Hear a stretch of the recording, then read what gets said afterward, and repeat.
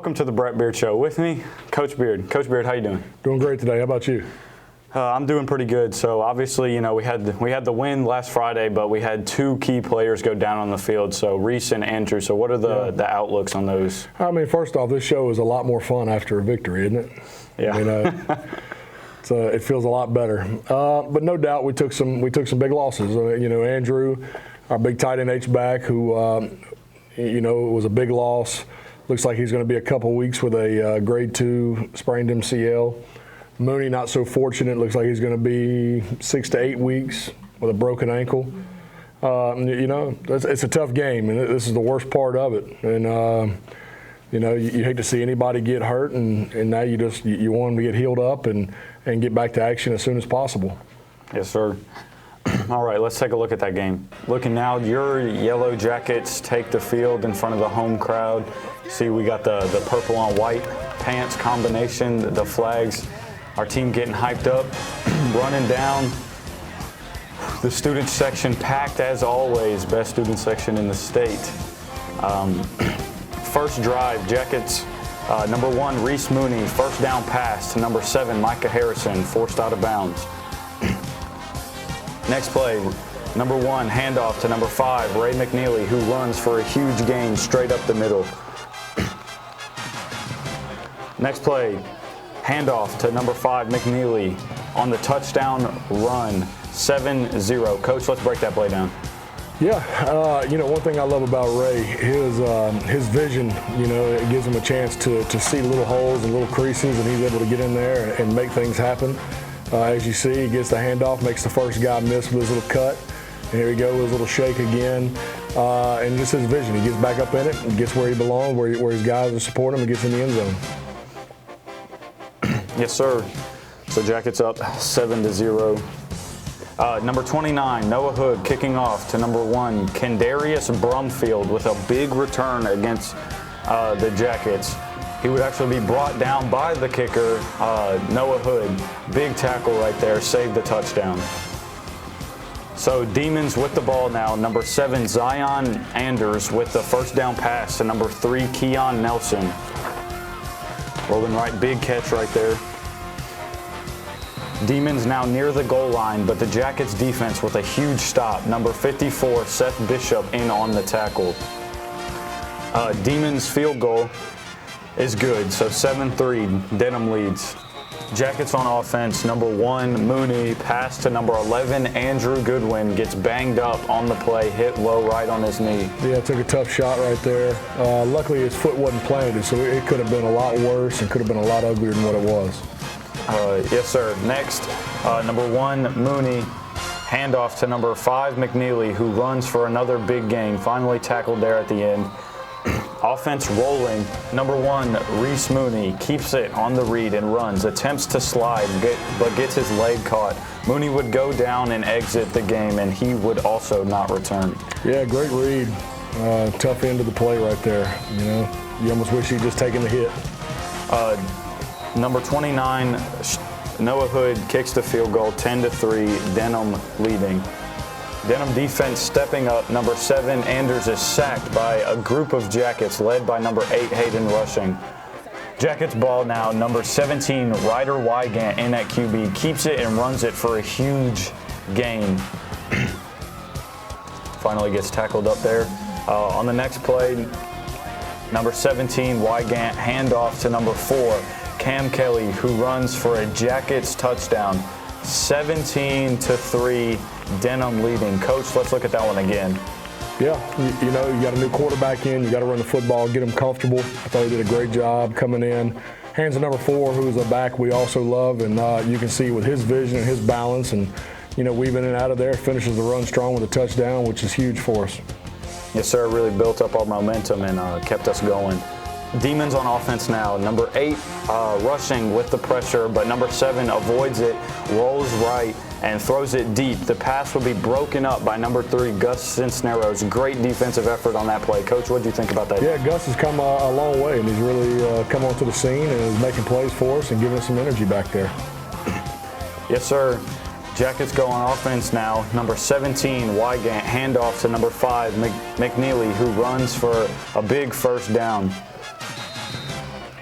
A few plays later, number 5 McNeely on the touchdown run, 24-3. Jackets continue to tack on points. Coach, what happened with this play? Well, I mean, again, I thought our O-line played really well, opening it up for him right there. He gets up in the hole, kicks it out, makes the guys miss, and finishes the run. Really had a great game Friday night. Yes, sir. Both the running backs had big games. And then now Demons ball, number 7, Anders drops back and is sacked by number 8, Hayden Rushing. Number 7, Anders is back again and sacked again, this time by number 99, Elijah Butler.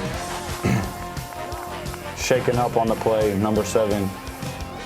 Franklinton punting, snap goes over the punter's head and through the back of the end zone for a safety. 26-3 Jackets, really big error on their part. Denham ball now, number 5 McNeely on the carry. He fumbles and it's returned up the sideline for a touchdown by number 5 Khalid Waliga. 26-10 Denham. Yep, big mistake. We can't have that happen. Yes, sir. Jackets ball, number 17 Wygant, handoff to number 5 McNeely, who runs for a pretty decent gain down the sideline, finally gets shoved out right there. Jackets will be in the red zone now. Number 4 Cam Kelly getting close to the goal line, setting up for the QB sneaker by 17 Ryder Wygant. 33-10 Jackets lead at half. Coach, let's look at that play again. Yeah, be able to go under center and finish the drive. That's something we've struggled with the first couple of weeks. And we made the effort to get there and get under and finish. And I thought we did a great job there with all the assistance from 4 and the O-line with a push up front and finish the drive. Yes, sir. Demons ball at half. Number 7, Anders rolling right. Caught and sacked by number 72, Porter Gibson. Big play there by our defense. They were eating all night long. Number 7, Anders back to pass, avoids another pressure, throws it deep, and this one is deflected by number 24, Jabari Fortenberry, and caught by Franklinton, number 6, Micah Hart, who runs downfield before being down by number 12, Mason Varese. Next play. Number 7, Anders avoids the rush again and scrambles for a first down in Denham territory. They're gaining in on us. I was really impressed with that kid. I knew he could beat us both ways going into it, but I loved watching the kid play. Yes, sir. Anders on the keeper spin move, avoids a tackle, and scores to cut the lead to 33-16. Coach, what happened to our defense on this play? Well, they've been on the field a long time at this point. I thought defensively we played really well. Had a chance and made big plays, had a chance and missed big plays. But I was blown away by this kid, how tough he was and the way he competed. Jackets back on offense now. Number 17, Wygant, rolls right and throws. Pass is intercepted by Franklinton, number 10, to Marion Partman. Big defensive play for them. Number 7, Anders drops back, throws a deep pass, but is broken up by number 24, Jabari Fortenberry again. He had a pretty big game. I just wanted to go up and get the rebound.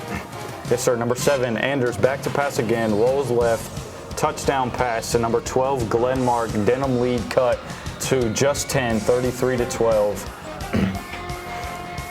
Coach, let's look at that play again. The big thing is there was a sense of panic when this started happening, and people forgot it was still a 2-play ball game at this point. We were in a great spot.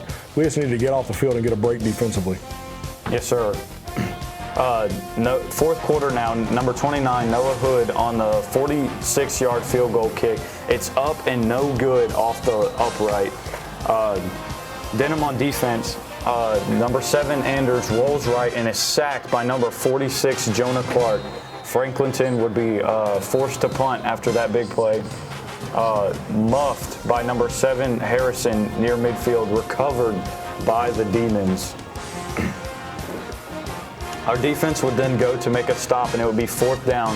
Franklinton, number 7, scrambling right, throws downfield, slightly overthrown and incomplete. Turnover on downs.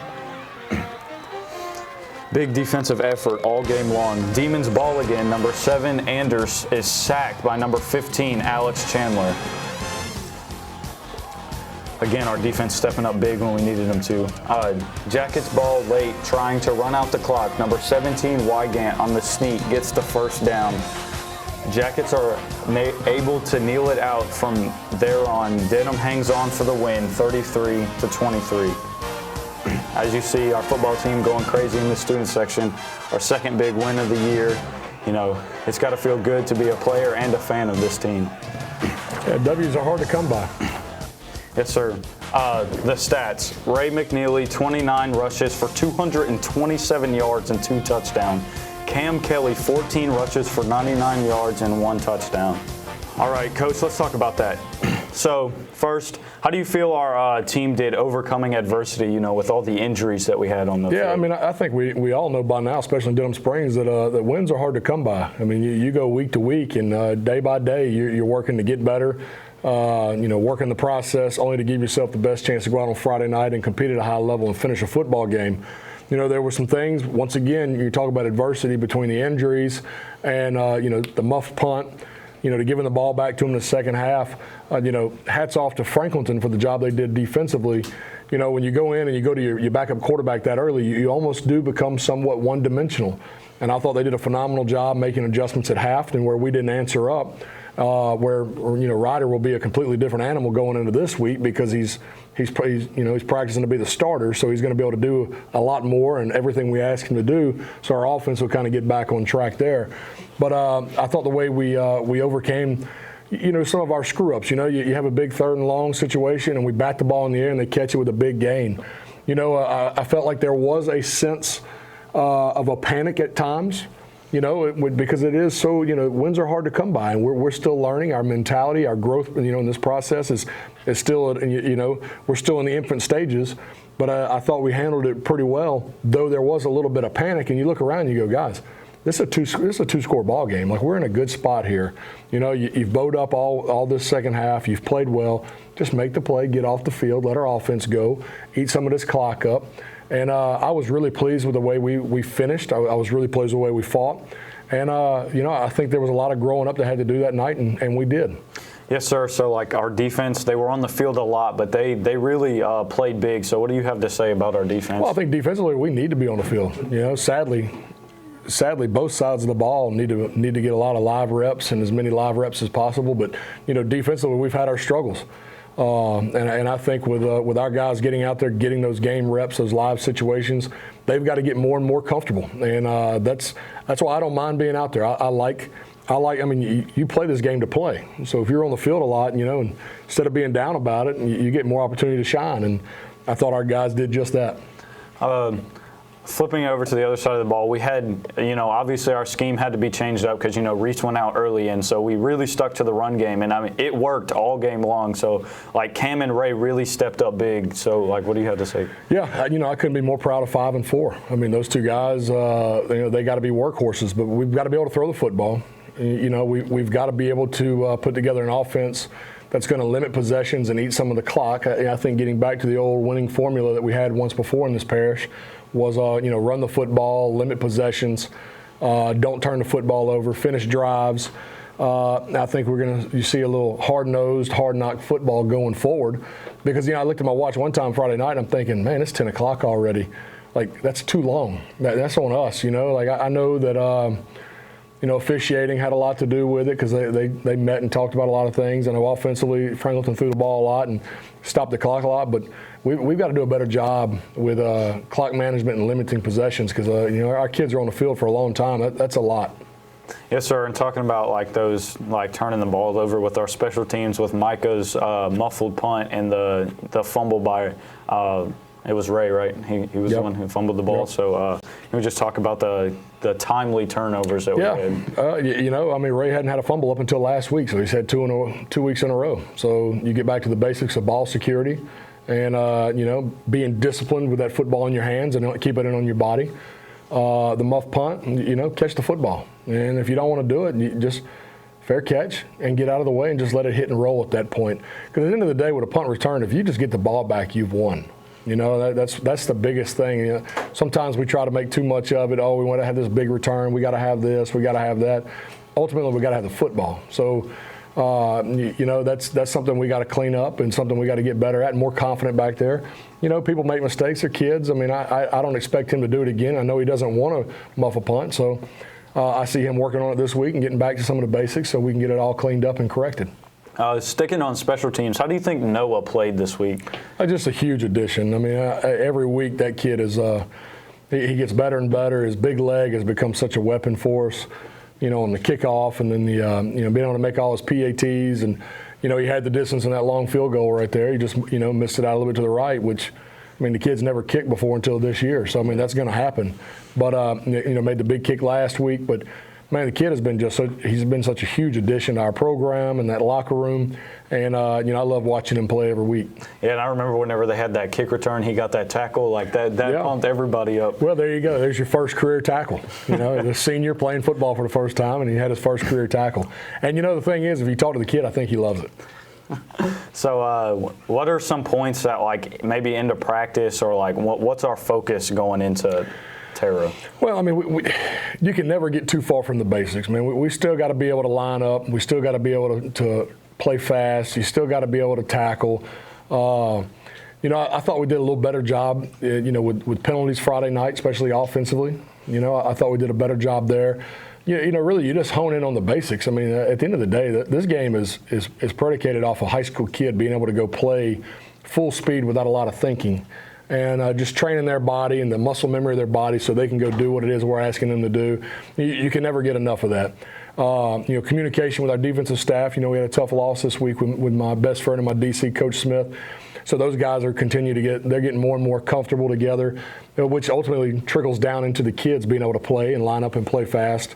You know, it's just little things that our kids are so resilient and so strong. They've been through any and everything possible to where, you know, the panic for the injuries, the panic for the losses, you know, I don't think that's I don't think you can do that anymore. I think we've been through a lot as a family. I think our brotherhood is strong, and we know where one falls that we've got to pick it up and take care of them. And everybody's going to elevate their play and get more and more comfortable this week so we can continue to grow this offense and defense and special teams as we get ready for district play. Speaking of stepping up, so who are going to be like the people who are taking over for the key injuries? Well, you know, I'm excited about Ryder Wygant. You know, he gives us a little different element. No, his arm is not as big, but he can throw. You know, we just didn't have a whole lot in for him. I mean, you don't spend your week preparing your backup quarterback. You know, like his game was limited until now that he's got to be the guy. So I'm excited to see him, and I just love his mentality. I love his spirit, and you know, he's a competitor. He's a warrior. And I'm excited to see our guys rally around him. You know, my challenge to them, you know, 4 and 5, you're good, we'll be better.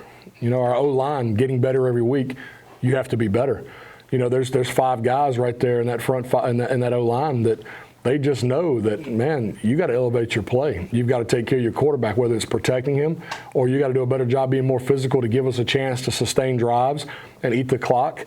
And, you know, I'm excited about that. You know, I think our receivers are going to take a little bit of a hit. You know, we might not be able to throw that deep ball as well as we have in the past, but when we do throw it, we got guys that can go get it. I think we've got to do a better job of keeping 7 closer to the box and still involved offensively.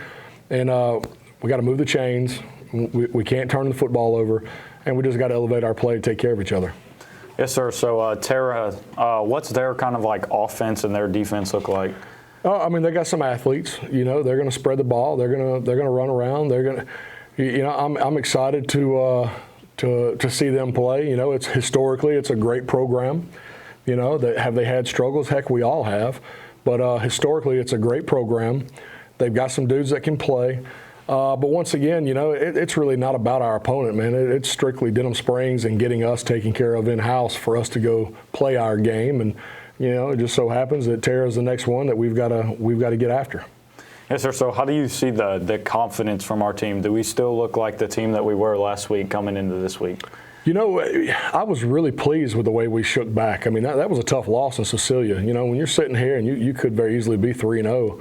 Against a formidable opponent with Cecilia, you know, you may feel a little bit different here, but I think they recognize that we kind of shot ourselves in the foot and made some critical mistakes that got us beat, and it seemed like they really fell back into practice, really got it all cleaned up, and I was really impressed with the way we came out and competed. I thought we were physical, I thought we were sound, I thought we were disciplined, and you get that bad taste out of your mouth. I hope to watch our guys come out to practice this week and prepare for another win.